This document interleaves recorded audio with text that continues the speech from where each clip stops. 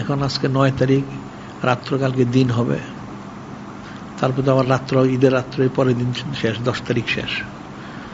10 তারিখ মাগরিব পর্যন্ত 10 দিনে ফজিলত শেষ। আল্লাহ ওয়াল ফজর ওয়া লায়ালিন আশর ওয়াশ শাফি ওয়াল ওয়াতর, আল্লাহ নিজে কসম সকালের, ঈদের দিনে সকালের কসম 10 রাত্রি, এই 1 তারিখে 10 রাত্রি কসম, জোর এবং বেজোর।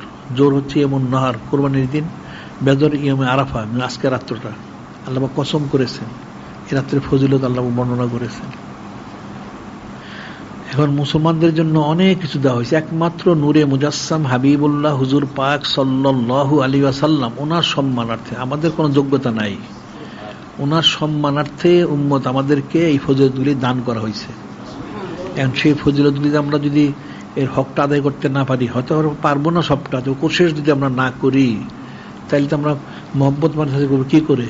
এটা কোশিশ করতে হবে। যেমন দোয়া করা দরকার আছে, ঠিক একইভাবে ইস্তেগফার করা দরকার, জিকির ফিকির করা দরকার, আবার ফরজ কোরবানির মধ্যে শরীক হওয়ার দরকার, সবটাই দরকার আছে। এখন কোন উসিলাতে আল্লাহ পাক কবুল করেন সে আল্লাহ পাক উনি জানেন, ওনার হাবিব মাহবুব নূরে মুজাসসাম হাবিবুল্লাহ হুজুর পাক ওনারা জানেন।